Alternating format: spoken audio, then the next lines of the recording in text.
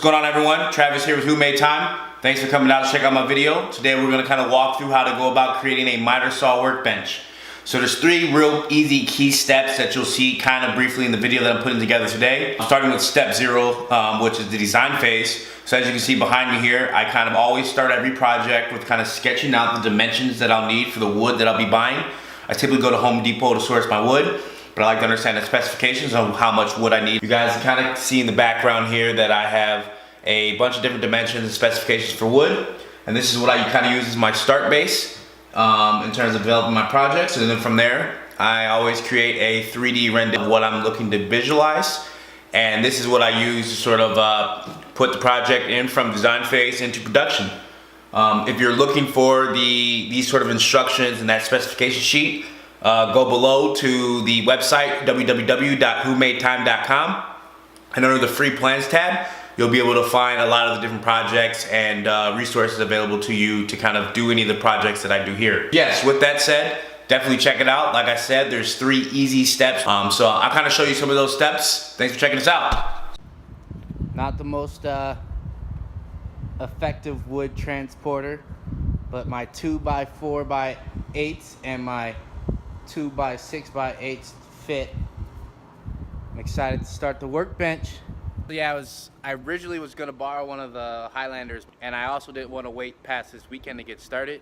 So luckily 8-foot wood does fit in the car, so I said forget it, let's do it. So I got all the wood in, and I'm excited to start my first project by building the workbench so I can do all the many other projects I'm excited to get to.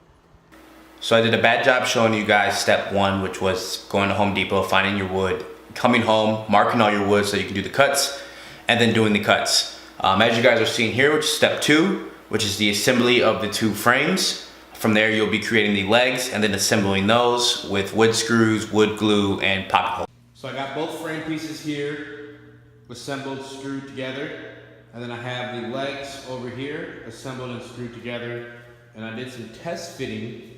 Basically, this is the leg block, put the leg riser there, and then I will take the wheel, put the wheel in with a T-nut. I staged all 4 legs in position.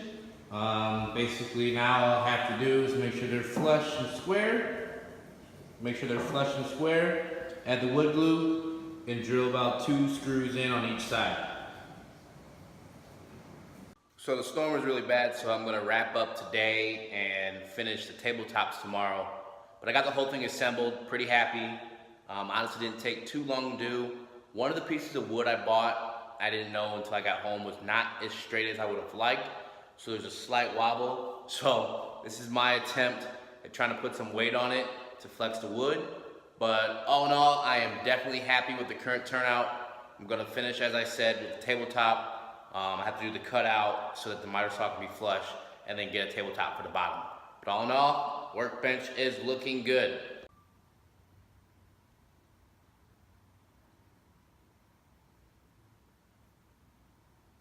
What's going on, everyone? So I'm finally on the final steps for the workbench. Putting in these bases so that I can put in the caster wheels. I just recently finished nailing on the top. After I get the caster wheels, my mobile workbench will be complete. I can put the miter saw back on. So stay tuned, and I'll be able to show you guys kind of how that looks once I get to that part. So I'm gonna finish putting these in, and then I'm gonna do the casters.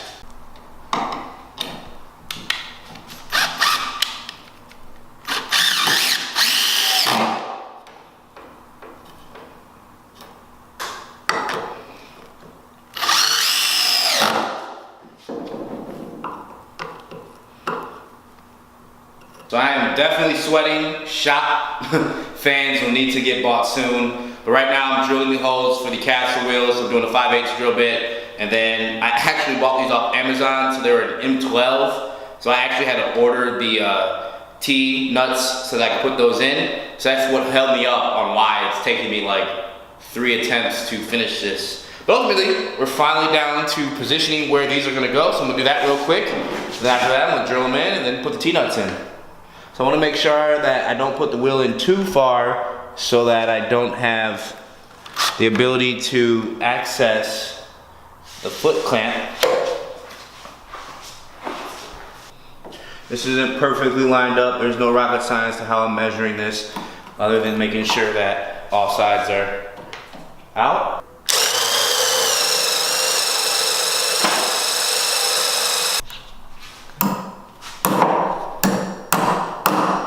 So I got the hole drilled, and now I'm just hammering in the T-nuts.